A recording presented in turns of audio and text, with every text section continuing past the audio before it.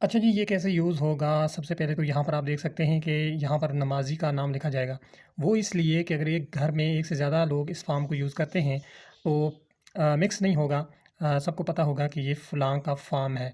आगे जो महीने का ऑप्शन दिया गया है, जो भी महीना चल रहा हो, जिस तरह से अभी अक्टूबर का महीना चल रहा है, तो यहाँ पर महीना लिखना होगा। आगे साल का ऑप्शन दिया गया है, यहाँ पर 2025 लिख देना है। ये कई सालों के बाद भी अगर फ़ॉर्म देखा जाएगा, तो इसमें कोई अ, ऐसा मसला नहीं होगा कि ये कब का है, और ये आसानी से समझा जा सकता है। उसके बाद यहाँ पर नंबर-शुमार हमने दिए 15 यहाँ पर, 16 वहाँ पर, और जो टोटल जो है इसमें 31 खाने बनाए, जो कि महीना ज़्यादा से ज़्यादा 31 दिनों का ही होता है। तो यहाँ पर जितने दिनों का महीना होगा, उस हिसाब से आपने यहाँ पर साथ में तारीख भी लिखनी है और दिन भी लिखने हैं। तारीख, जिस तारीख से आपने स्टार्ट करना है, जिस महीने की जितनी तारीखें यहाँ बनती है, तारीख आपने यहाँ पर लिख देनी है, 15 दिन यहाँ पे, और बाकी की 16 यहाँ पे लिख सकते हैं। तारीख के आगे दिन लिखना है, यहाँ पर दिन का ऑप्शन दिया गया है, और इसी तरह यहाँ पर भी दिया गया है। और दिन के आगे फिर यहाँ पर 5 नमाज़ों का जो ऑप्शन दिए गए हैं, फ़जर, ज़ोहर, असर, मगरिब और इशा।